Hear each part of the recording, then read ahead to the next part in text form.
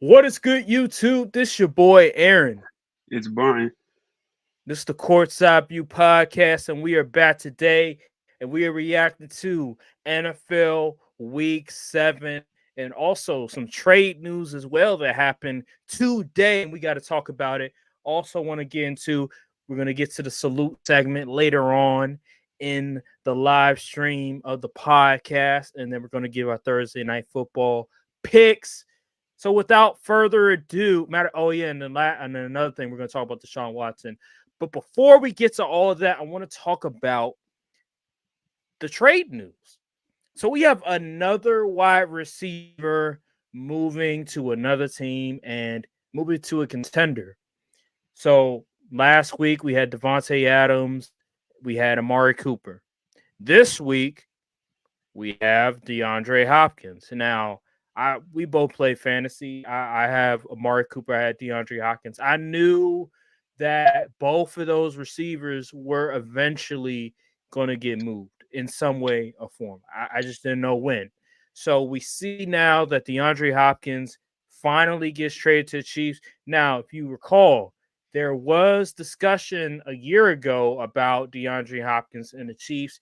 Ultimately, that didn't go through. He signed with the Titans for money reasons, I assume, because the smart move would have been the Chiefs, but I guess he wanted the money. And hey, can't blame him because now he's with the Chiefs a year later and he can possibly win the Super Bowl. So hey, everything works out at the end, you know. But man, DeAndre Hopkins to the Chiefs is well needed. This is not a want, this is a need because Rashee Rice is out for the year. Juju Smith-Schuster goes out with a hamstring injury. He re-aggravates it. So you have that going on, and now you're back to square one where you need another receiver. And hey, DeAndre Hopkins, you're only giving up a fifth. If you go to the Super Bowl, it becomes a fourth. So you're not really giving up a whole lot. I mean, he's still serviceable. He can still play the game. He's still one of the better players in terms of catching the football. Like he barely drops passes. I was watching NFL Live and they were talking about how like his pass drop rate is one of the best in NFL history. Like he's up there with like the likes of like Larry Fitzgerald and I forgot what other receivers, but that Larry Fitzgerald's one of the best to ever do it. So that just lets you know how good of a pass catcher DeAndre Hopkins is. But Brian, what is your thoughts on the trade? Does it move the needle? Do you like the trade at all? Of course I like the trade, because the Chiefs desperately needed wide receiver help, and they got DeAndre Hopkins for a pretty solid price. If you ask me, you said a fifth that can become a fourth if they make the Super Bowl. Yeah.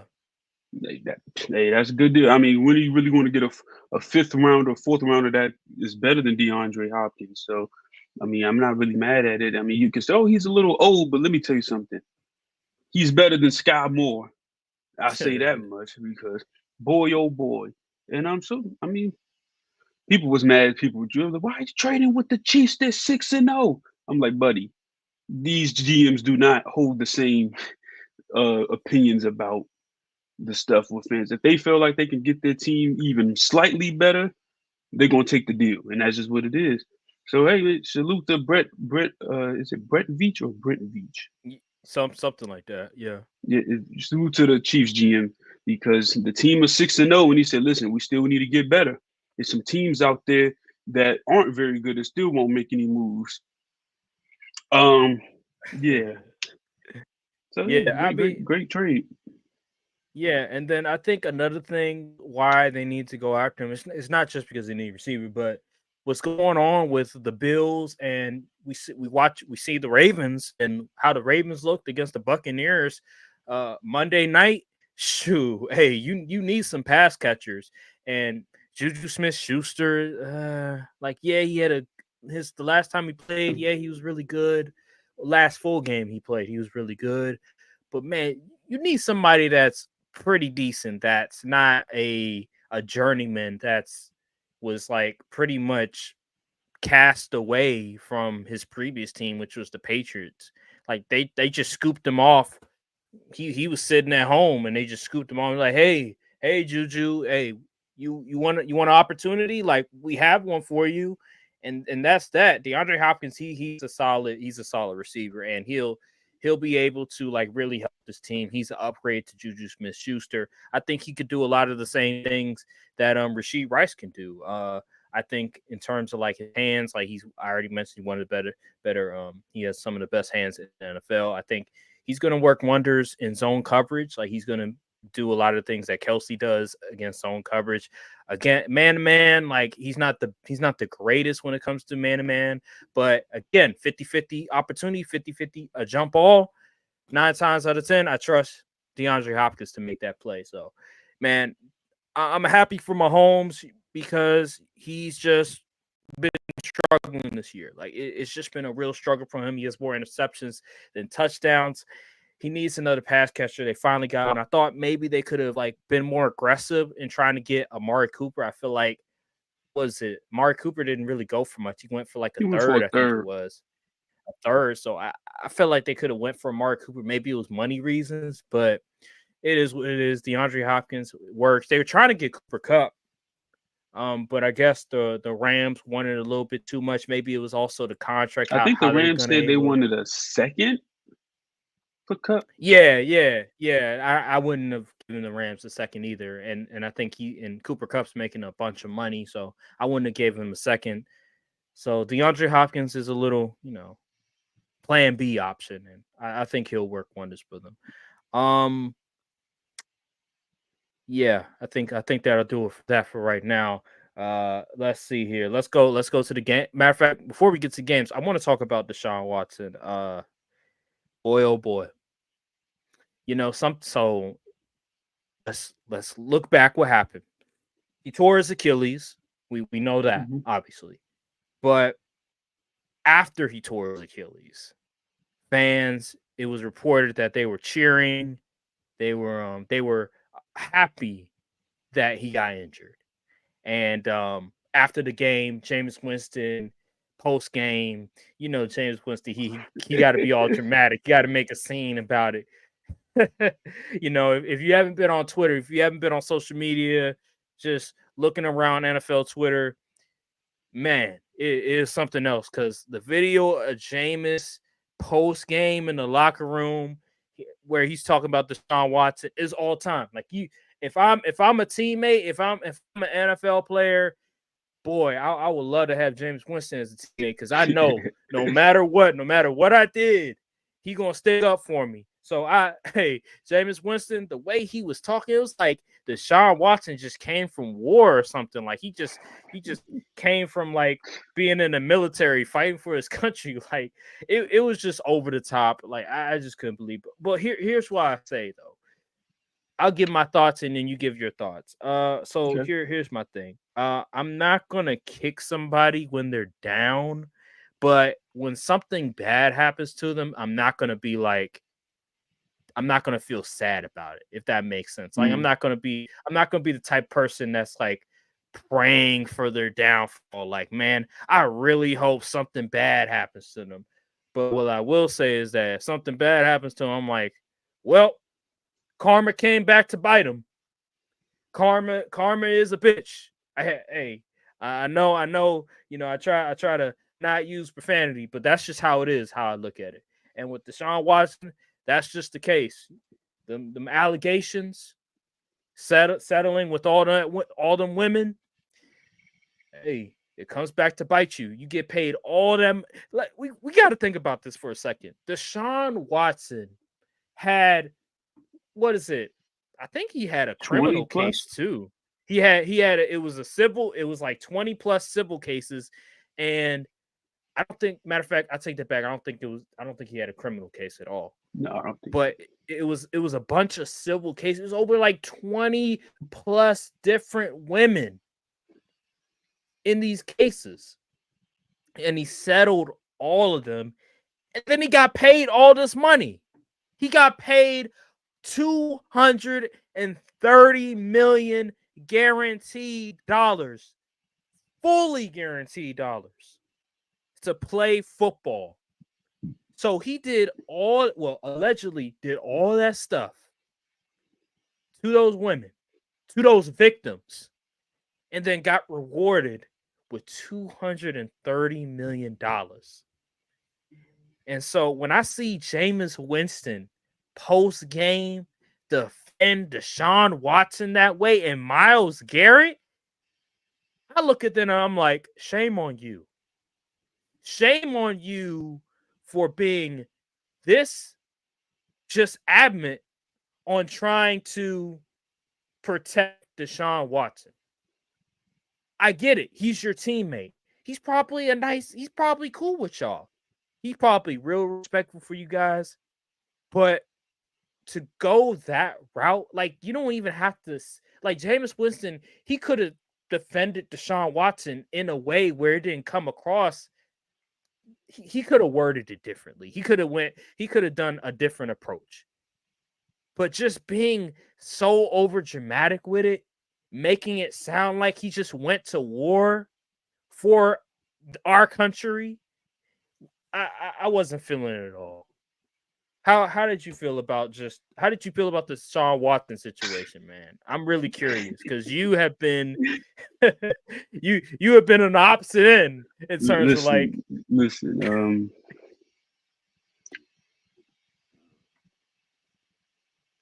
when I saw the injury happen, I'm not gonna say I jumped up and started applauding like it was a celebrating or anything, but I will say I was like,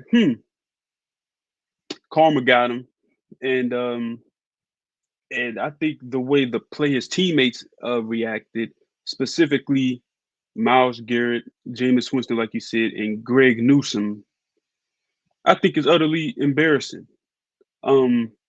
Because it's like they're completely ignoring that people have legitimate reason to dislike them.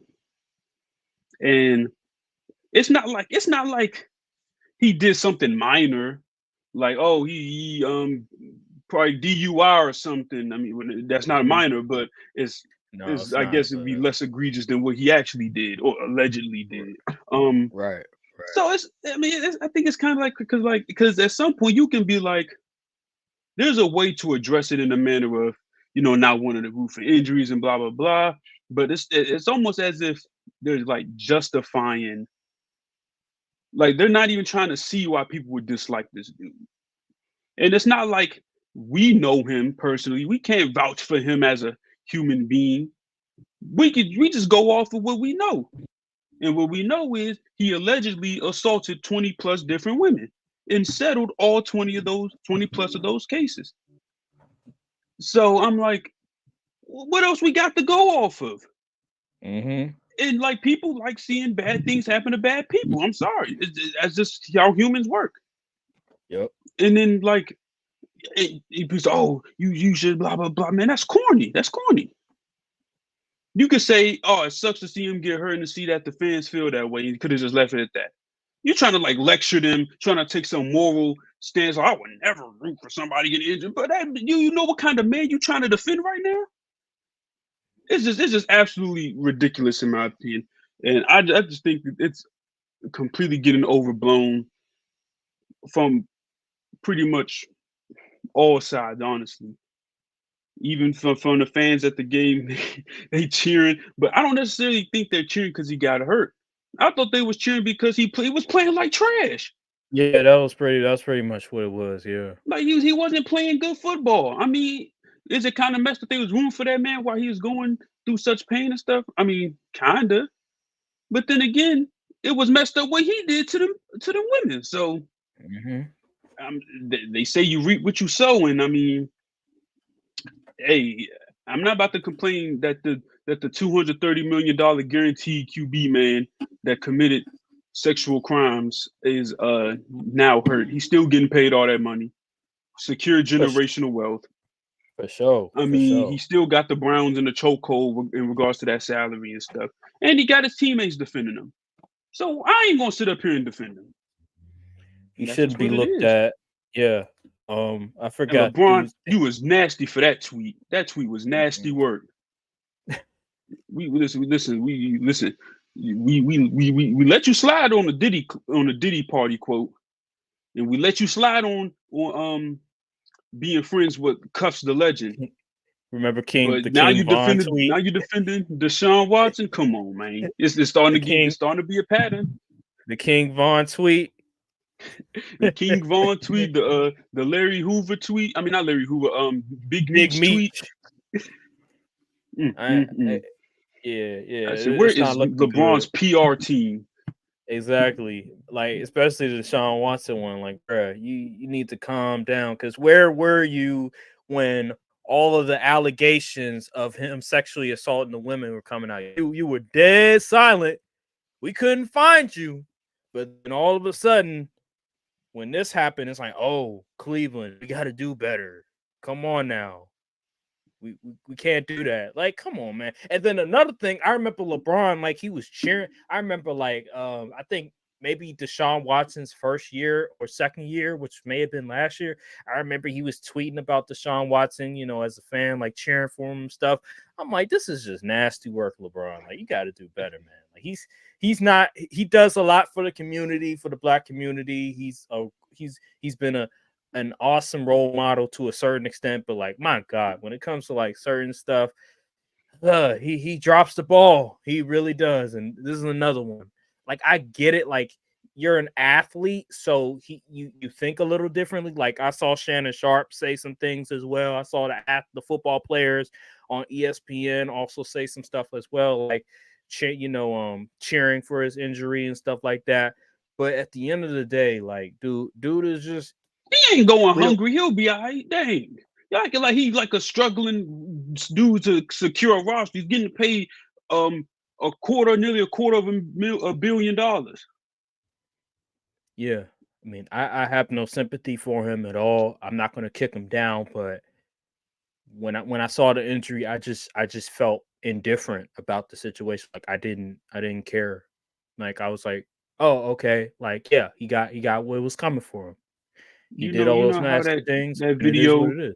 where Drake was watching the finals and Klay Thompson got hurt and he was all like grabbing his knee. That was me. That's how I was reacting. I was like, yeah, I know you're talking about. Yeah, Yeah. I know you're talking about. Yeah, yeah, man. I mean, that's It just is what it what it is. is. We move. Yeah, At yeah, the we end of move. the day going in. I will say though that the Browns better gear up for Shador Sanders because yeah, Deshaun Watson Achilles injury, that means he's gonna be out for like a year. So he's gonna be making even more Oh money yeah. just sitting on the bench. So gear up for Shador Sanders or Cam Ward, either of those two, because yours and all them other QBs, it ain't looking too good. So gear up for Shador Sanders or Cam Ward. That's all I'm gonna say on that. And we gonna put a period to that, and we'll just move on from here. All right, let's go to NFL Week 7. Let's talk about it. We got a lot to discuss. All right, let me get to the box score. So yeah, games of the week, man. Like, bruh, you know what's funny? What? Hold on, my fault. I'm putting in my password real quick. So you know what's funny is that most of the games that I got wrong were like one score field goal games. So like the Texans, Packers, the what was it was the Lions, the Vikings, and then what was the other game? Oh, Chargers, Cardinals, like, and then I think I got the yeah, it was the Seahawks and the Falcons. That was a blowout. Seahawks and Falcons. I think those are the only games I got wrong. I think I was wrong about the Lions. I was wrong about the Packers. I was wrong about the Steelers. I was wrong about the Steelers. I was wrong about the Cardinals. That's 4. And what am I missing? That's 4. What am I missing? The Seahawks is that wait. Did you Seahawks, pick the Seahawks or the Packers, Falcons? Lions. Okay, so I was wrong about 4. Yeah, me too. So I had Seahawks. Nah, no. So that wouldn't be right because I would have more. I'll be wrong more than you because I was wrong about the Seahawks, Packers, Lions, um, Cardinals, and Steelers. So that's 5. Yeah, I was wrong about 5, and you were wrong about 4. Because Yeah. I was about to say, because I was wrong on Lions, and you picked the Lions and the Packers. So there's no way that I would be tied with you. So that how many games is that? 1, 2, 3, 4, 5, That's 6, 7, 15 8, games 9, 10. total. So okay, so 10-5. You were 11-4. Okay, I mean that's not bad. That's not terrible. That's about what we generally get. So I'm not too mad about that. The the Lions and Vikings and Texans and Packers, those are like coin flip games for me anyway, and the Chargers and Cardinals. So like I'm not the outcome of the game didn't really surprise me because I thought that was really going to be the outcome of the game. I thought it was going to be a close game for those 3 um, contests. So I'm not really too mad. But let's get to the game of the week. Packers and Texans. Whoo. It feels great to have a kicker, man. Like it feels great to finally have a reliable kicker. This is why kickers are so important in the NFL because they can really determine the outcome of a game. Like a game could be so close till the end, and all it takes is a kicker either making a field goal or missing a field goal. And this game, the Packers, they're able to get the ball back and they made the field goal, which was beautiful because our kicking has been atrocious this past 2 seasons. So finally, we have a kicker, Brandon McManus. Regardless of what he's done off the field, he's a veteran kicker. He's been in the league for a minute now. He's in his I think he's like 33 years old. He's been there for a minute now. He's been there. He was there when Peyton Manning was the quarterback for the Broncos. Like he's been there for a very long time, and we were able to get it done. Here's what I want to say about that game. I was surprised at how just well the Packers pass rush was. Now, Rashawn Gary, I put him on the fraud watch list. He did have a few pressures this game. I will give him that because he had 7 pressures coming into this game. I think he finished with either 10 or 11. Let me see if I can find the stats. Hopefully they have the stat on here. But yeah, he had 1 sack. I ain't gonna lie, the sack wasn't very impressive. The tackle slipped to the ground, and he was Okay. able to get a free rush. So I'm not gonna really take too much into that. Let's see. Oh, so here is the. Do they have pressures? Yes, they do have pressures. So let's go. All right. So the Packers had 1, 2, 3, They said CJ 5. Stroud was pressured over 50% of his dropbacks. Yeah, so we had 6 pressures. Yeah, we had no. Wait a minute. That don't sound right. I'm looking at the Texans. Nah, because I saw like Devontae Wyatt. I'm like, wait a minute, isn't he on Packers? So all right, so here's ours. All right, so we had 2, we had 8, 9, 10, 11. We had 12 pressures. That's how you win football games. And then we had 4 sacks. That's what you got to do against C. Stroud and the Texas offense. The pass rush has to dominate. You have to dominate the line of scrimmage. And that's what we did. 12 pressures, 4 sacks. That's how you do it. Let's see. What was Rashawn Gary? What was his let me see here. Rashawn Gary. He had 6 pressures. Damn. Okay. Hey, I don't know if he saw I don't know if he saw the lit. I don't know if he was on the fraud watch list or not, but 6 pressures is impressive. He had an amazing game. Jeff Hafley, he was dialing stuff up for us. I mean, for the most part, if Jordan Love didn't turn the ball over twice, I don't think the Texans wouldn't have scored as much because we were really preventing the Texans from moving down the field. It wasn't until Jordan Love put the ball in harm's way that the Texans were able to get into good field position, and they scored a couple of times with Joe Mixon. So even though the running game for the Texans was really good, like Joe Mixon had a really good game, for the most part, we were still able to just win the game. Like, that's not how it usually happens for the Packers. If a team could run the ball on us, it was a wrap. Like, we were screwed. Like, it was over because the defense just was not good stop and run. But regardless of that, we were still able to win, and I'm impressed. I'm really impressed by this defense. What is your reaction to this game? Um, I did pick you guys to win. I said have some faith in your team. Um, Mm-hmm. Honestly, I didn't expect the CJ Stroud to look as bad as he did, and thanks to your defense and defensive coordinator dialing up some pretty solid coverages and the players just stepping up. They came to play, and this was a horrible game for CJ Stroud. I mean, 86 yards of total passing yards. 86? Are you kidding me? That was No an fly abysmal performance. zone. That was an abysmal performance. Yeah, man, the Packers really stepped up this game, man. And I knew they had the home field. They probably was juiced up, amped up. And remember, I said, listen, the Packers got out on the Vikings at one point in time, and we see how the Vikings was able to neutralize that Texans passing game. And Mm-hmm. maybe Jeff Hattie was like, we can probably do some of the same stuff, and that's probably what they did. And CJ Stroud, he was getting pressured all day. I mean, over 50% of your dropbacks, you got a defender coming at you. I mean, it's hard to play in the system like that. And it's not like you can be like, okay, I'm gonna just quick game everything. Like, no, the Packers have DBs that can actually cover. So it's gonna be a lot difficult to get them balls on the short routes because you guys have pretty good players on the back end. And it was just a good game. And like you said, Jordan Love didn't turn the ball over them 2 times. Who knows what the score would look like? Man, Jordan it Love is was the Gen Z Brett Favre because far. good grief.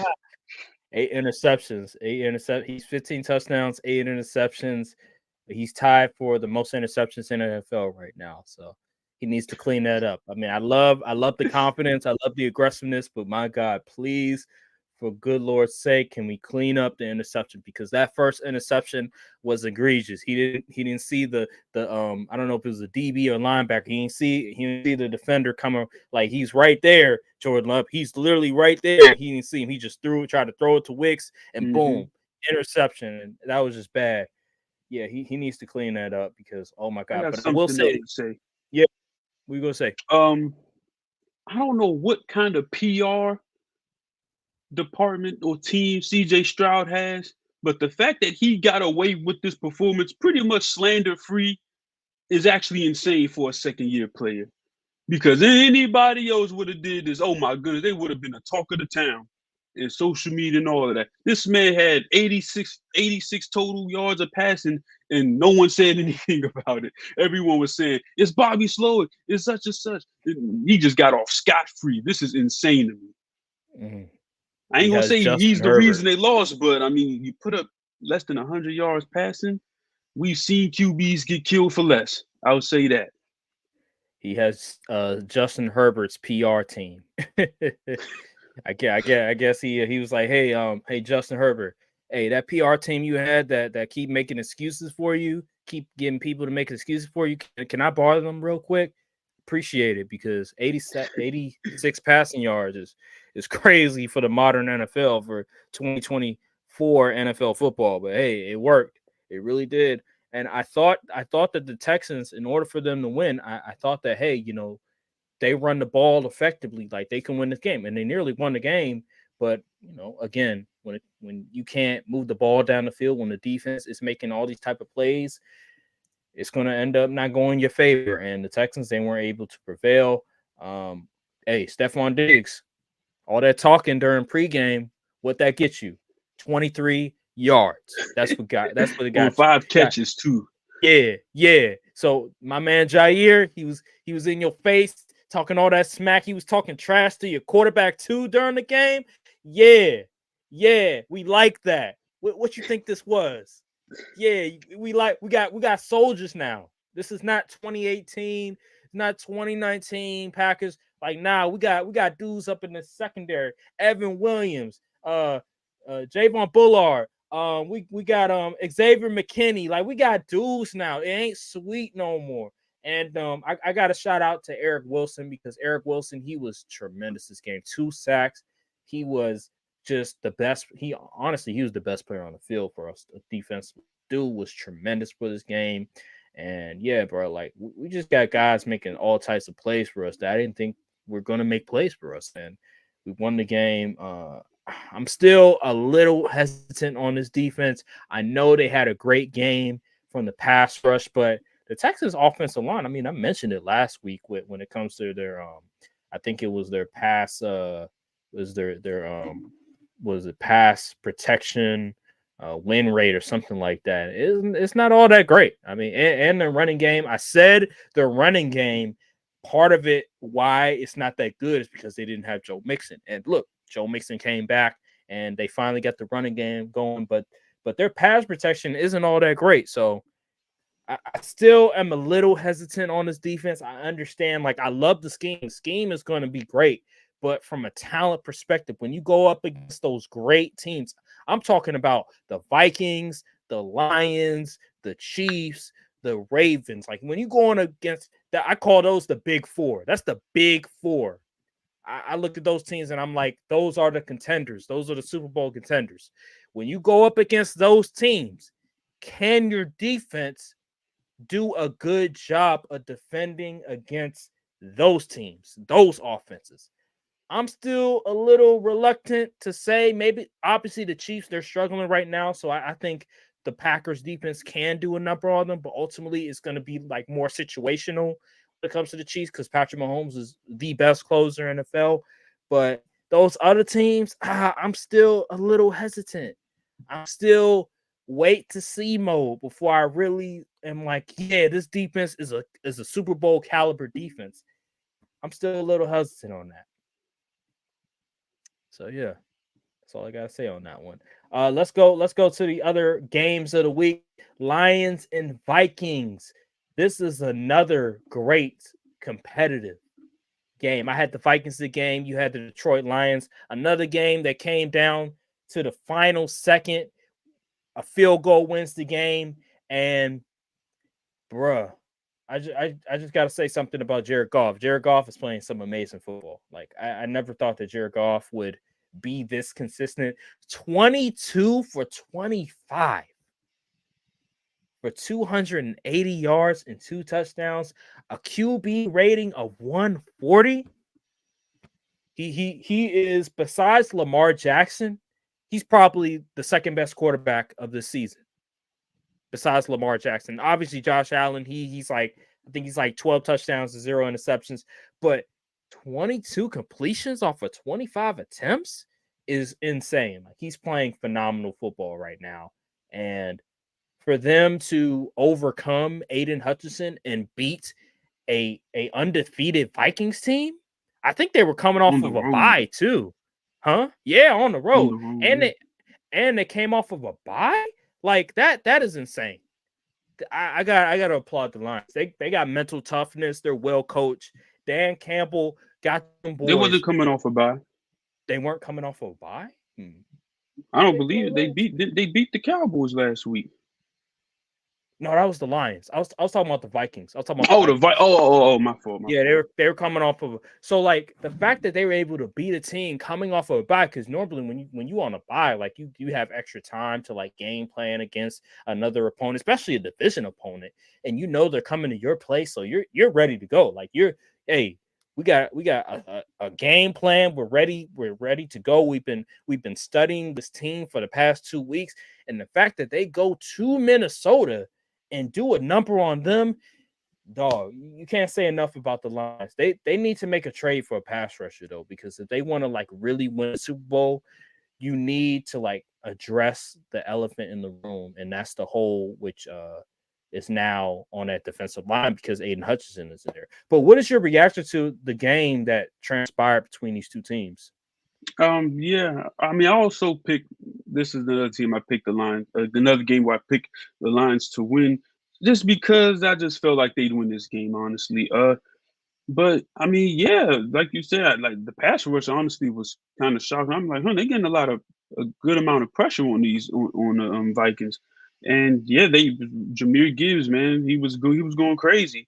7 yards a carry, 2 touchdowns. I mean, Mhm. 116 yards. You know, David Montgomery went out, and he still was able to carry the load and The be the torch. lead back Yeah. until he was able to come back into the game. And like you said, Jared Goff is playing clean, efficient football. That's really all you need. And you know, just don't turn the ball over and put your team in harm's way. And this is the result. Like I know there was that fumble at the end of the game, towards the end of the game, where the Vikings pretty much was able to get back in it, and they took the fumble back into a touchdown. But he played. It was clean football for Jared Goff. He's playing like statistically the second best QB in the league. And yeah, man, there's just the Lions. They're a tough team. They just that their whole this is a culture. Their whole culture is built on toughness. So I didn't think Hutch going down would just completely demolish the team or anything. And these are pretty mentally strong dudes out there.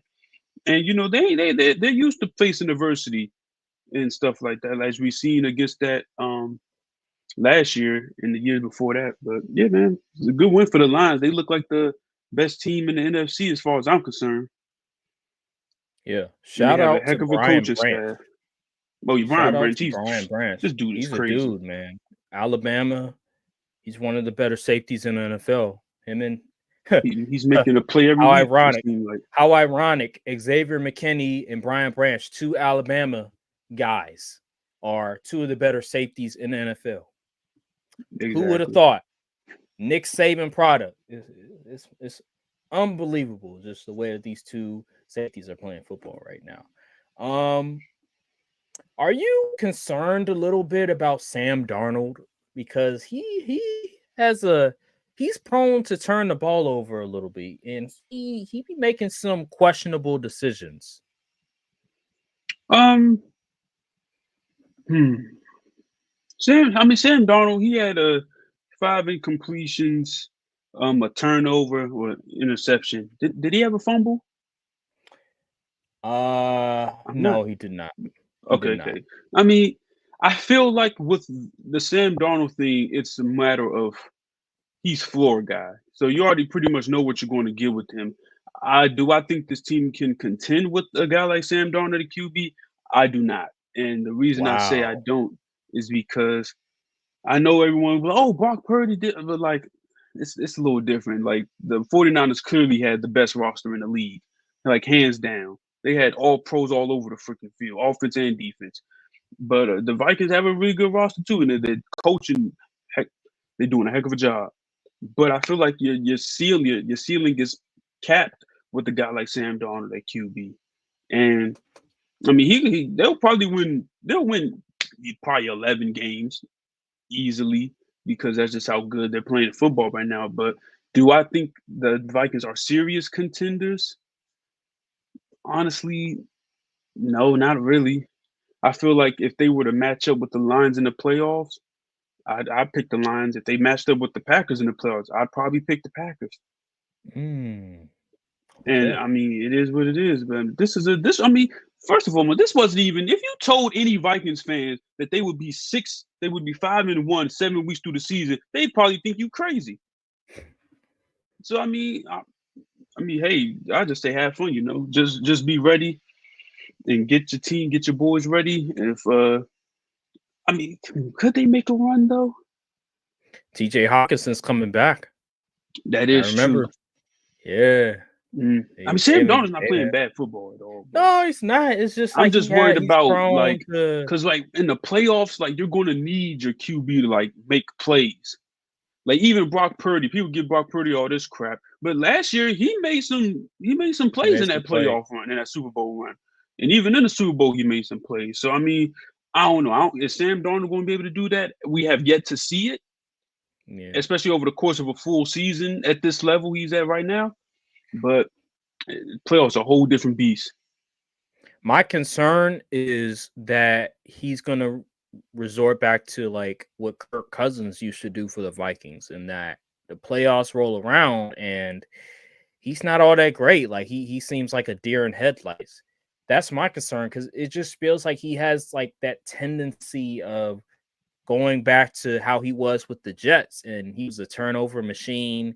It seemed like he was seeing ghosts at time. Well, he even said it, he's seeing ghosts, but just it seems like he hasn't gotten away from that entirely. Like there's still rumblings of that old Sam Darnold that we looked at and we're like, man, this guy he's not good at all. Like he's a backup QB because in the playoffs, like the teams they know your weaknesses. Like they're game planning even more to try to stop you from doing all of the good things that we know you're good at. And I'm concerned that when they get into the playoffs, that Sam Darnold will get exposed because of just some of the things that he's not good at. And we've seen it before with the previous quarterback in Kirk Cousins and how he would look really, really good in the regular season, but then the postseason comes around and he just looks terrible. Like he looks like a deer in headlights. That game against the Giants, when Daniel Jones was carving up that Vikings defense, like Kirk Cousins wasn't all that great. And I feel like Sam Darnold could potentially do the same thing. And that's the big concern. Depending on the matchup, that could be a huge concern for the Vikings. But they're an amazing team.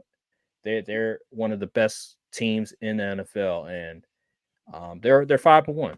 Like they're Yeah, 5-1. They almost beat ain't the nothing to Lions. be upset about. I think who they got next week. They got the I don't even see it. Oh well, we'll get to that. Oh, they got the Rams Thursday. Right. Yeah. They're the Thursday night team. So I mean, that's a nice little game to try to get back on track. So yeah, man, they're in a good spot. I just if they be my favorites, absolutely not. I want to go to the what was the other game? Oh, I want to go to the Monday night game. I want to go to the Baltimore Ravens. Matter of fact, scratch that. Before we get to that, Kansas City versus San Francisco. Oh my God. Wow. Brandon Ayuk is out for the season. It's a good thing he got his money. See, this is Exactly. why players hold out. This is why players be demanding, hey, give me my money now because of stuff like that. Because any given play could be the end of your season. So I'm glad Brandon Ayuk was able to get his money, even though I put him on the fraud watch list and he continued his fraudulent ways this week. I'm still glad he got his money and I'm glad that he's secured because if he was playing on a 1-year deal and he got injured, it would have looked really Mm. bad for him, especially with the numbers he's putting up now. Boy, he would have been like what's his name? Dennis Schroeder when the Lakers was offering him like 80 something million. He was like, nah, I'm worth like 100 million. And then all of a sudden the next year he wets the bed. Not matter of fact, the remainder of the season he wets the bed, and now he's given like a minimum contract. Like, yeah. So I'm glad he got his money. But regardless, the game. Patrick Mahomes still didn't look good this game. He was still struggling a lot. He did have that one run. He also had that rushing touchdown where he was looking like Derrick Henry on that rushing touchdown where he just Oh, completely he trucked the dude. trucked the DB. Yeah. Yeah, and the dude went to the ground, and then there was the other play where he was running and he went to the outside, and because of the NFL rules protecting the quarterbacks, the defenders didn't want to like hit him and potentially get a flag, so he's able to get a few extra yards and stuff like that, and people were all sicing it like, oh my God, did you see that run by Patrick Mahomes? Yeah, and it wasn't Nobody all was that trying to impressive. touch him. Yeah, exactly. But regardless, the Chiefs, they are undefeated. Yet again, they keep getting away with it, even though Patrick Mahomes has thrown more interceptions to touchdowns. What is your thoughts on this game? Like I said on the last week of the Courtside View Podcast, I was like, listen, the Chiefs. I mean, the Niners gonna have to show me they can beat the Chiefs because we haven't seen it in I don't know how many years. And lo and behold, it just seems like the Chiefs are a hurdle that the 49ers just can't get past. And it doesn't help that you lose a player like your number one receiver, Brandon Ayuk, even though he wasn't having the best year for his standards. But I mean, he's still a guy that defense has got to key in on and pay attention. Now you lost him, Brock Purdy. He looked terrible. Like Brock Purdy looked terrible in this game. 17 for 31, 3 interceptions, no touchdowns. And Ugh. I know people wanted to use this game to be like, oh, Brock Purdy stinks, but I'm like, he hasn't been playing bad football this year. It's just this game. Every team has that one team they just can't seem to get right against. And for the 49ers, it's the Chiefs. And that's because Steve Spagnuolo is a mastermind of that defense. I mean, good grief. I mean, seriously, it gets every week and week. I just start thinking to myself, how is someone supposed to beat these dudes? Like I'm serious. Like I don't like things will go wrong for them, and then it'll go right at the end. Like I don't understand. Like you need the Chiefs to get a stop on defense. It's gonna happen. Like it just happens. Like Steve Spagnuolo will just they will just lock in, and it's just like how is a team supposed to beat these dudes? You got to Like run up the score on them. The Ravens, they had the best shot. I mean, they got super close week 1, but when you playing that Arrowhead in the playoffs in January, it's a little different. It's a little different. So I'm just confused. Like this is like they're the boogeyman. This is Patriots. Tom Brady Patriots. Like I mean, good grief. It's like the Chiefs are the boogeyman. Yeah. And I'm just like, who's going to put a stop to this? Obviously, I don't expect them to go 17-0, but I mean, dang. Yeah, like in January, who's supposed to beat these dudes? That's a good point. I'm looking at the AFC, and the only team that I think could beat the Chiefs is the Ravens. It's the Ravens. I don't think the Bills can. No. The Steelers, are you kidding me? No. No. The Texans, not with Bobby Slowick calling plays. Yeah, no. And that pass protects. You kidding me? I don't know. I don't know who's supposed to stop him at this point. And then they get DeAndre Hopkins, another weapon. He's not like freaking. He's not prime D Hop, but he's still better than what they already had, and it can help free up Travis Kelce in some ways. And they're going to get Pacheco back soon. So I'm like, these dudes about to be up and running by week 12. So, and the 49ers, you drop down 3-4. It's a good thing you got a team coming up that you've been kicking the you-know-what out of the past few years in the Dallas Cowboys. But if y'all lose, if they lose to the Cowboys, man. Over. It's a wrap. If they lose to the Cowboys, the season's over. Like, you're not coming back from that. Like, I know the Cowboys are coming off of a bye, so generally you want to look at the team coming off of the bye, and they probably motivated. They've been game playing against the team. But, man, like, the 49ers is do or die. Like, if you lose against the Cowboys, good luck. I know reports are Christian McCaffrey can possibly come back week 10. Well, by the time you get to week 10, what's that record going to look like? Because it might not be over 500. It might be below 500. And you look at these teams in the NFC, you got a lot of competitive teams. You got the Bears, the Pack. Like, look at the entire NFC. The whole NFC North. Yeah, the whole NFC North. And then the Commanders, and then you can't sleep on the Eagles. Nope. No, like. And then you got teams that may not be contenders, but they're still good teams, like the Seahawks, the Falcons. There's just no way. Like you can't. Obviously, like the NFC West isn't all that good. Like let's be honest, it's not all that good. Like the Seahawks are probably the best team right now, just off the strength of they're the healthiest. But overall, the NFC West ain't that good. Like the Cardinals are not good. Like they suck. What was it was I forgot the other team. Rams. The Rams. I mean, they're just old. Like they're just not healthy. They're old, and rumors are they're trying to get rid of Cooper Kupp. So like they're not in contention either. It's really just the Seahawks. So the 49ers could squeak into the playoffs just off the strength of the fact that their division is just not all that good. But man, you got to win games at the end of the day. You got to win games. It's probably going to take maybe 9 or 10 wins to win your division, but you got to win games. You got to win games, and you got to get over 500. Yeah. Man, but back to your point about who's going to beat the Chiefs, man. Um, it has to be the Ravens. It has to be. Like, there's no other team that could realistically challenge the Chiefs. Now, we could always say, well, the Texans does have the personnel, not with that offensive line, but man, the Ravens Mm, have to do it. They have to win this year. Like, there's no excuse. They have everything that you want. They have the running game. They have guys on the outside at receiver that can separate. You got Rashad Bateman. You got Zay Flowers. All they need is a jump ball guy, and they'll be like pretty much unstoppable. But Mark Andrews is starting to get it going. Like, you got two good tight ends. Lamar Jackson is playing like the MVP yet again.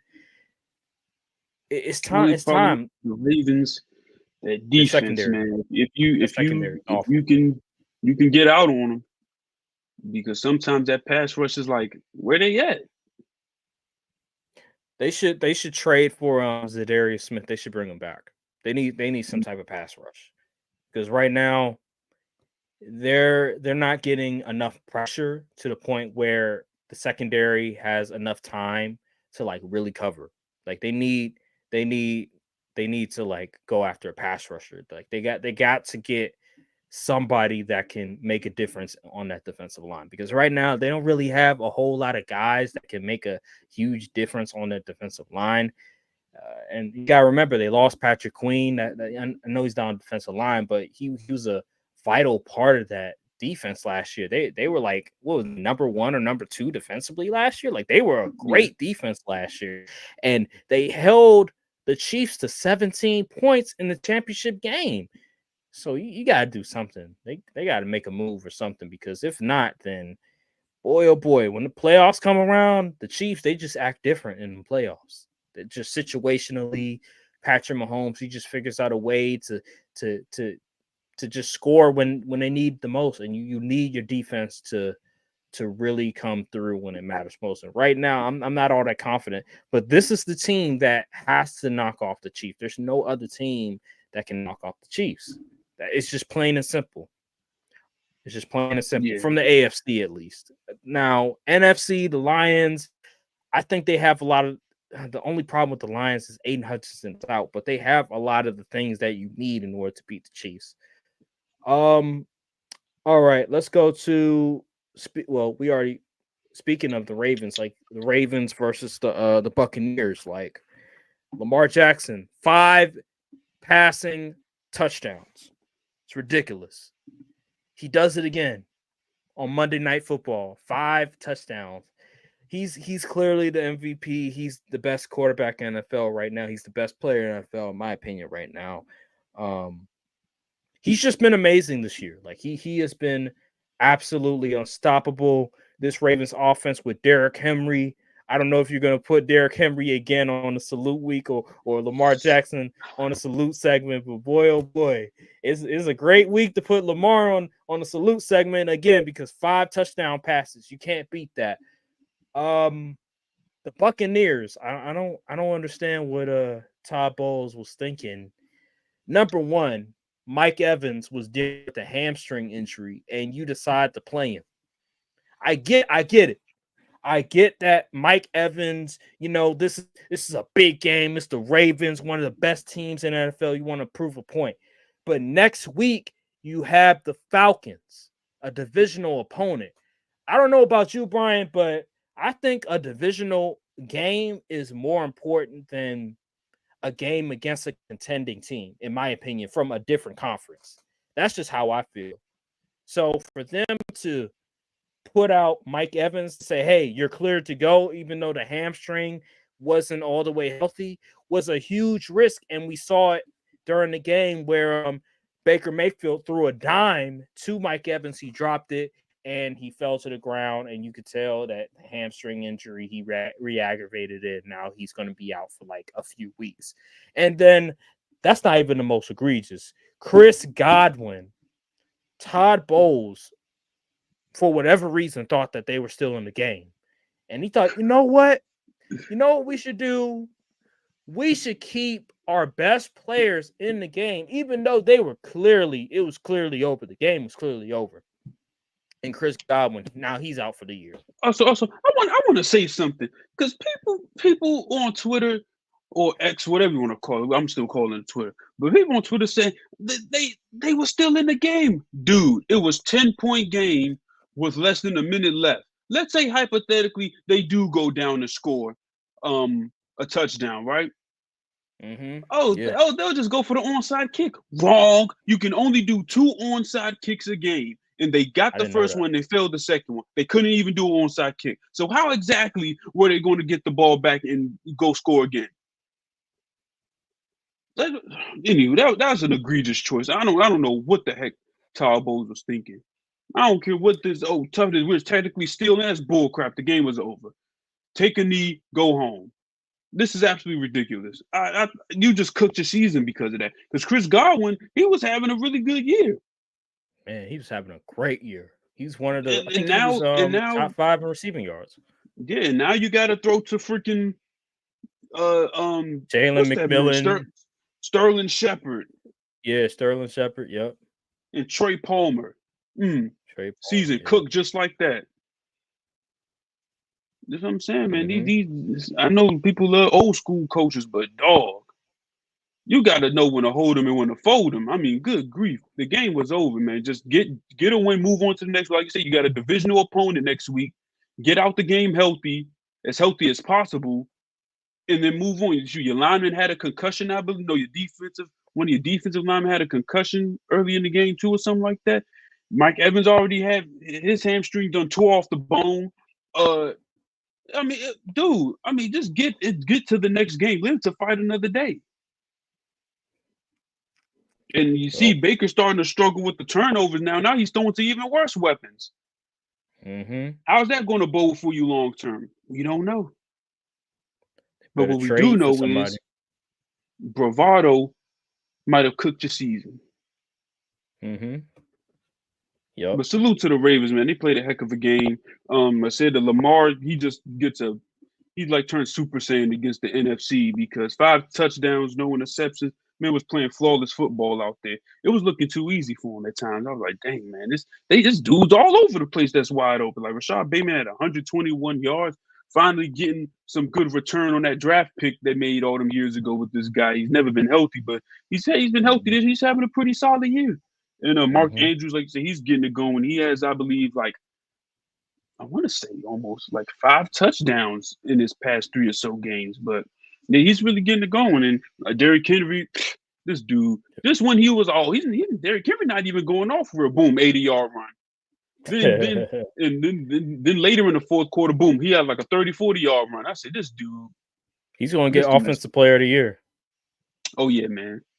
Yeah, after Adrian Peterson is Derrick Henry for this generation because man, the Ravens people was panicking the first 2 weeks. I'm like, let's not make bold proclamations on September football because we all see where the Ravens were and where the team I know I don't want to harp on them too much, but the Saints. And now let's see where it's at. Now it's the complete reverse. So don't put too much stock in September football. These teams, the preseasons is short. They gotta, still got some meshing to do.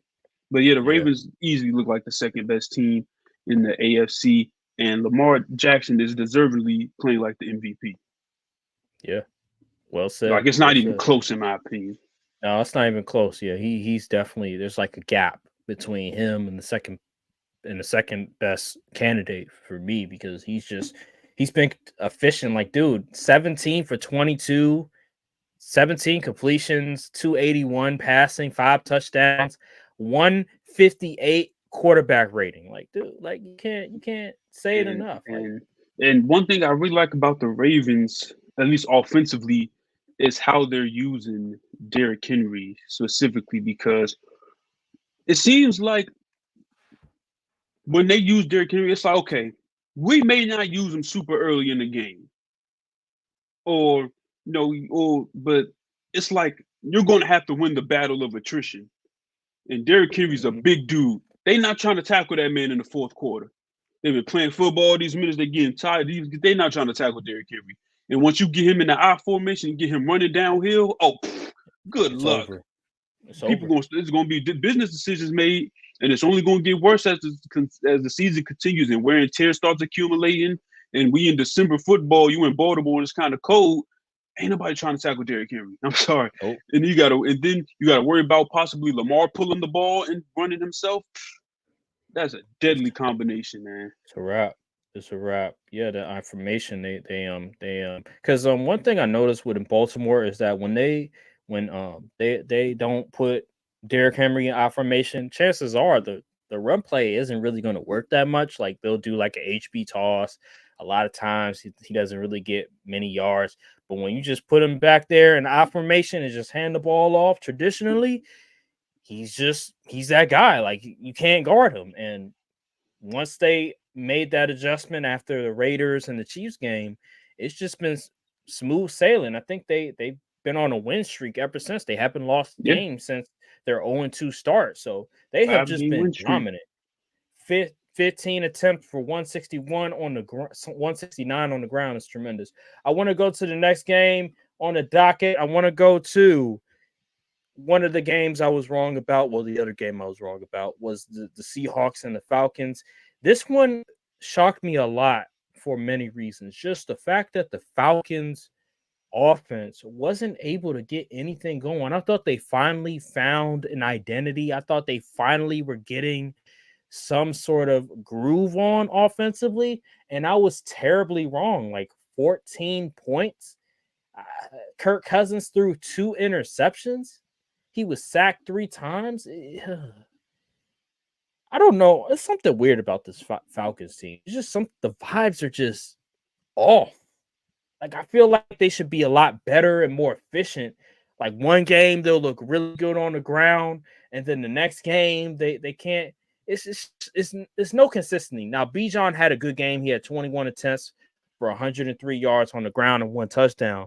But the passing attack, they weren't able to get anything going. And I'm just wondering, like, you pay Kirk Cousins all this money, the passing game should be honestly the best part, because Desmond Ridder was the quarterback. Taylor Heineke was the quarterback at one point, and there's no consistency from the passing game. I just don't get this Falcons team. How did you feel Yeah, about this I game? didn't expect the Seahawks to just go in there and just demolish them like that. They was looking bad defensively and Yeah, offensively. It was just an all around bad performance from them. But I mean, one of the things Seahawks. I mean, listen, what a difference having a good D tackle makes. Byron yeah, Murphy comes back and he's already making an impact. And against a guy like Kirk Cousins, at least on edge pressure, he can at least he could step up in a pocket but once you got that guy in the middle causing mayhem, where you gonna step up to? And Kirk Cousins ain't mobile, so where is he gonna go? And Kirk, he was turning the ball over. He had 2 interceptions, I believe. And he took he got sacked 3 times. yeah. And the offensive weapons, they couldn't get it going. It was pretty much just a run game. They probably was like, listen, we're gonna dare Kirk Cousins to beat us in that air, which is a gamble, but the gamble paid off. And Yeah, it seems they had no answer for they had no answer for Mike McDonald defense. So it was just one of them games. I thought the Falcons had the most momentum coming into the game. They feel like it seemed like they figured something out long term, and well, a little bit of regression here. But good on the Seahawks. That offense played lights out. Geno Smith, no turnovers, which was a concern these past few weeks for him. The running game wasn't spectacular, but you got 103 yards on the ground on 26 attempts and a touchdown. I mean, you can live with that, honestly. But the passing game, they was killing them. DK Metcalf, 100 almost 100 yards. Unfortunately, he got hurt. He was like a knee bruise or something like that. He yeah. had a touchdown as well, but yeah, man, the Falcons they couldn't do anything with the boys. You're right. Yeah. You summed it up correctly. I mean, that's pretty much it. That's all you got to really say on that matter. The Seahawks they're a very talented team. I just feel like at times there's just a lack of consistency. I mean, pretty much the same with the Falcons. Like you look at their talent, you're like, man, they got a good talent, and you look at the coaching, you're like, okay, they got a solid coach, but there's just not consistent enough for my liking. In Thing with the Falcons, I think I think the Falcons are too much finesse. Like they don't Mm, seem like one of those like tougher teams. Like they just they play with a don't. lot of finesse. Like man on man football, you could get the best of these guys. I mean, seriously. Like they aren't like Yeah. a tough team like the Lions. If the Lions were to play the Falcons, it'd be a slaughter in my opinion. Because the Falcons just they have dudes, they're just not the toughest dudes. They got Kyle Pitts. He's good, but he at times can shrink in big moments. Drake London, he can shrink in moments. Bijan, he's very talented dude, but I mean, he had a good game, and it still didn't really matter at the end of the day. So I feel like team toughness is a huge uh Emphasis that they need to yeah, address. They remind yeah. me of the Dolphins a little bit. Mm. A little, yeah. They remind me of the Dolphins in terms of like they have like this, they have this offense that you're like, man, this should be very dynamic and explosive, but ultimately against like certain teams like a Seattle that's a bit physical, they can get after you and they can exploit you. And this game was just a perfect example of it. And the Falcons, they just weren't able to counter whatever the Seahawks were doing, and they just got blown out on their home field, which is very embarrassing. I just don't understand. All right, let's go to this is another, oh my god, another game I was wrong. It was a sad day. It was a sad day in Pittsburgh. When Russell Wilson took over the reins for the starting QB job, and he played really, really good football. It was one of the most shocking things that I saw on week 7 was Russell Wilson coming in and actually looking like old Russell Wilson. He was efficient. He was making all the right plays. The first quarter wasn't all that great, but once he threw that jump ball to George Pickens, it was like just something clicked. Something inside him just unlocked, and he was able to just dial it in. He was locked in, and boy, he was so efficient. He was tremendous that entire game. The Pittsburgh offense looked the best it ever has for the past, honestly, I'll go 4 years. That's how good it was. And boy, just George Pickens, he was happy. Najee Harris, he looked very happy. Like so many guys on that offense looked so happy and joyful that Russell Wilson was throwing the football and not just the Fields. But boy, on the Jets side of things, I hate to say it, but Aaron Rodgers, it's over. I put you on the fraud watch list. Yeah, it's time to hang up them cleats, bro. It Mm. really is. Like it's getting to that point where you had a great career, man. You had a great career, but I know what prime Aaron Rodgers looks like, and you're not nowhere close to prime Aaron Rodgers. Like you're putting the ball in harm's way.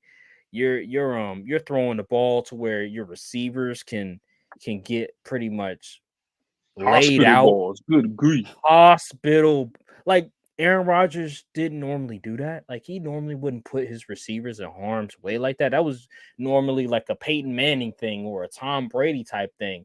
Aaron Rodgers didn't do that, but now it just feels like he's a step behind. Like everything just doesn't seem it doesn't seem like the game has slowed down for him. It seems like the game has sort of gotten faster for him because he seems like a step slower than normal. And that just lets you know that age has caught up to him. And he's dealing with injuries. I think a hamstring injury came up on the injury report for him. So he has that going on, and he has like an ankle issue. The dude is old, he's hurt, and he's just not processing the game like he used to. And it's just concerning me, man. I just think it's over. What about you? How do you feel about the Jets in this game? Oh man, the Jets, they were horrible. And they was horrible, especially defensively. You got you see all the dudes on they have on defense, and you expect more out of these guys. And the defense has regressed ever since they fired Robert Saleh. And the offense, they had one good game, and now look at it. They look terrible. And the Steelers is a good defense. They have a good defense, but bro, 15 points. I Yeah. mean, dang. Brees Hall. So let me get this straight, Aaron. Yeah. Let me break this down for you. So you fire Robert Saleh. You put Mm-hmm. is it Jeff Aldrich the head coach now? Yeah. The Yeah, you put DC D Jeff coordinator. Aldrich is the defensive coordinator. I mean, head coach now. Then you bring. Now you say we're going to get the former Titans coach to call plays. Mm-hmm. We're going to trade for Devontae Adams, who's supposed to help the offense, and then your offense still plays like trash.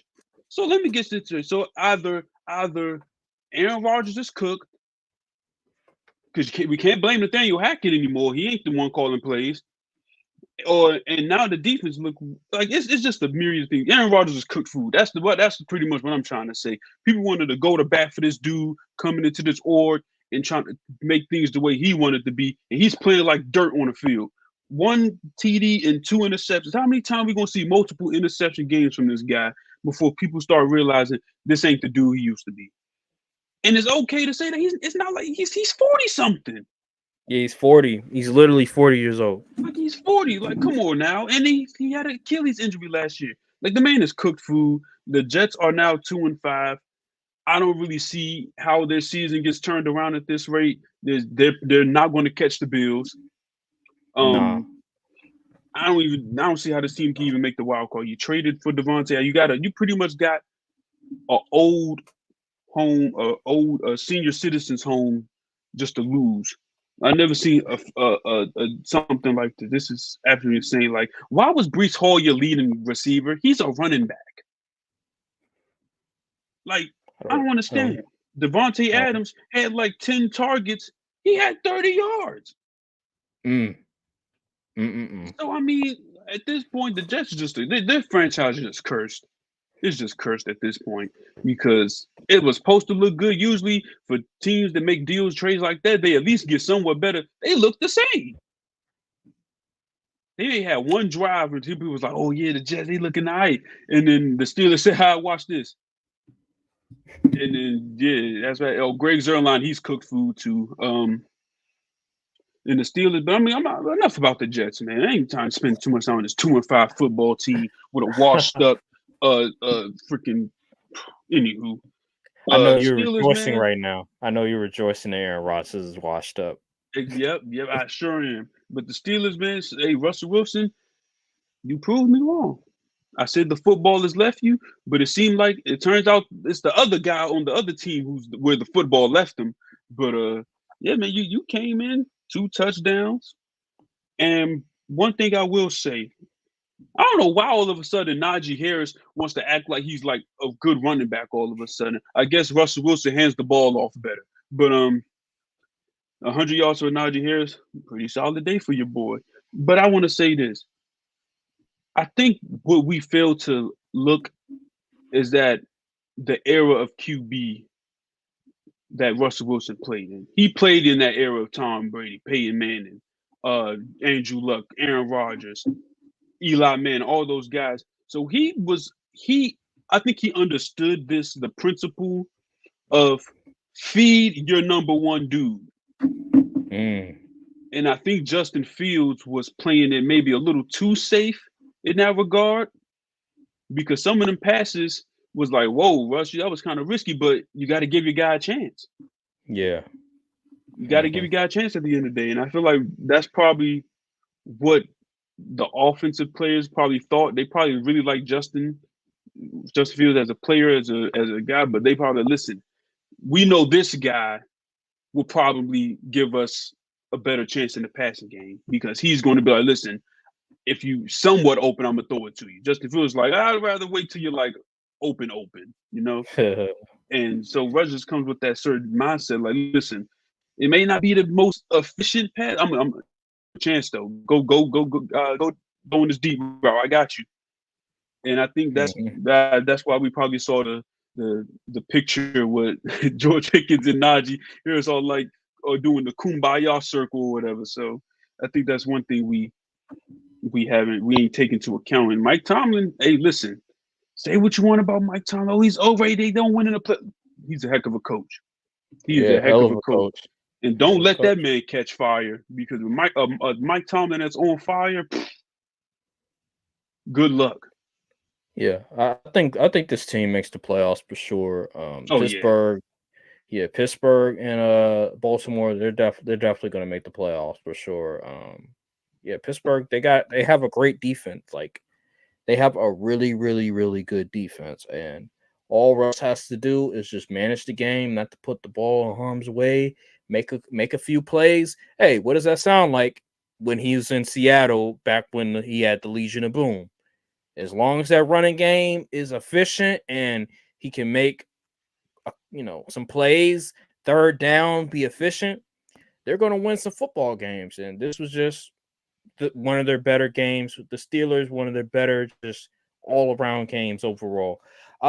Real quick, we got some other games on the docket. We're going to do these like real quick, give a little bit of our thoughts about Buffalo, Tennessee. Amari Cooper's first game. Tennessee is just pretty much washed. Buffalo with Amari Cooper, he came in, he was able to get a touchdown. Didn't know the play, but it didn't really matter. He was still able to get in the end zone. Amari Cooper, he's showing his value to that team. What about you? What do you think? yeah, man. I mean, Bills took care of business against bad Tennessee Titans team at home as well. So yeah, man, getting out Amari Cooper acclimated to the system and the scheme and all of that, and it's paying off dividends already. So the Titans though, you're cooked food. You're in the Shador sweepstakes. So yeah, that's all I can really say about them. Yeah, we talked a little. Free Jeffrey Simmons. Yeah, easily. We talked a little bit about the Cleveland game with Deshaun Watson, but I want to mention so since Cincinnati versus Cleveland, Cincinnati finally able to beat Cleveland, the Cleveland Browns. No surprise here because again, I said although Cleveland has the number, Cleveland they're just not all that good. Like there's no part of their offense, defense, special teams that gives me any confidence that they could beat Cincinnati. So Cincinnati won. They were finally able to beat Cleveland. That's all I can say on that matter. Yeah. Shout out to in Joku though. He gave me 23 points of fantasy. Keep it up. Yeah, yeah. Shout out to Nick Chubb. He came back. He's healthy again. Glad he came back from that injury. I think he got a touchdown too. So Yep, he did. I'm glad for Nick Chubb. One of the few good dudes on that team. All right, Miami and Indianapolis Colts didn't really watch this game a whole lot, but what I can say is that, yeah, I think it was Tim Boyle that was starting. You're not going to win games with Tim Boyle starting. It was a bad matter of fact. It was Tyler Huntley. Excuse me. Tyler Huntley was starting the game. He got hurt during the middle of the game, and Tim Actually, had Boyle a came QB, in. which is funny. Yeah, and I remember there was like a stat where like I think Tim Boyle and another QB had like the worst like record as like as a quarterback starting in the NFL. So Tim Boyle is a really bad quarterback. And the Colts, they're able to squeak by Anthony Richardson. He's still not a good quarterback. And Jonathan Taylor, please come back. Good God. Yeah, Yeah, that's man. just my Let me tell thoughts. you something. I say this. This game, I picked the Dolphins to win. I just thought one of them offensive players would finally catch fire, but seems like they just saving it until Tua comes back this week. So hey, but boy, oh boy, Colts fans, Anthony Richardson is just not the dude. Like he's not good. Like I think they say out of all the QBs with 1,000 attempts, he's like one of the worst in completion percentage. 10 for 24. That's unacceptable. It really is. Like I don't understand. Like he's just not good. And I don't want to be like, oh, told you so guy, but like who watched that Florida film and thought this would be a dude you should draft in the top four? The combine really tricked y'all. I know he's a heck of an athlete, but he ain't running routes. He's throwing passes. And the man is just not good. Nope, it's not good. He sucks. Just running around like a running back. That's it. They're gonna give him another year though. They want to see if they can really get this investment, get a return on the investment. But my God, as a Colts fan, I would be very pessimistic about our chances of competing in the future, unless he's off the team. So It just is what it is. Jacksonville, New England, Patriots don't really have to say much. Two bad football teams. Drake May he's been playing as a rookie. He's been playing pretty good football despite all the circumstances around him. Like the Patriots, it's just not a good situation. But he's still doing some good things for the Patriots. It's just he's just not going to be able to overcome all the dysfunction from the team. And Jacksonville was able to do whatever they wanted to. I picked Jacksonville to win the game, and they won. So I'm not really shocked about the outcome of the game. Yeah, me either. Patriots don't have a Yeah, run game, so yeah. And their offensive line is pretty bad. Another game, Los Angeles Rams and the Vegas Raiders. Wasn't surprised about this game either. I had the Rams winning. Two bad football teams, but I wanted to go with the better coach and the better quarterback. So yeah, the Rams won this game. No surprise there. Aiden O'Connell, I think he's out for a very long time. He has an injury, so yeah, no yeah, surprise there. yeah. I ain't got much to say Yeah, about yeah, yeah, right. Oh yeah, Commanders versus the Panthers, 40-7, and during yeah. That was during the middle of the smart. game, Jaden Daniels went out of the game with a rib injury. So they had Marcus Mariota coming in place of Jaden Daniels. By the time Marcus Mariota came in the game, they were up big anyway. But still, to be able to win a game with Marcus Mariota, that just speaks to the culture of the Commanders. Like things are changing for the Commanders because normally when something like that happens for a team like the Commanders, things wouldn't go too well. But the fact that they were able to just increase the lead and for the Carolina Panthers to only score 7 points, you gotta salute. You gotta salute the Commanders and what they did. Like that. That just shows their resilience. That just shows the fact that Dan Quinn is doing a good job coaching this team. He's proving you and me wrong. Yeah, man. The Commanders, they continue to impress. I know it's just the Panthers at the end of the day, but they're national football team. So yeah, I mean, I ain't expect Mariota to come in the game and continue to play to even play remotely where I thought he was just dog water. But nope, he came in and played. He played pretty good. Kept them in the game. Didn't put the ball in harm's way. They ran up the score up to 40. So respect. And that Commanders defense is looking better and better every week. Shoot, even Emmanuel Forbes had an interception. So yeah. Yeah. Last game, Chargers and Cardinals. I'm so glad I didn't watch this game. Hey, there's a reason why they put it on NFL Plus. It's because I thought it was the on NFL ESPN knew. Plus. Oh, I said NFL Plus, ESPN Plus. There's a reason why they put it on ESPN Plus because the NFL knew that it wasn't going to be that good. So, and it turned out to be that way. The Chargers, they have no type of passing offense at all. The Cardinals, that offensive coordinator is a terrorist. I said it before. I don't like him. He doesn't do enough of trying to get Marvin Harrison Jr. the ball. And Kyler Murray, he's been critical in the past of this offense.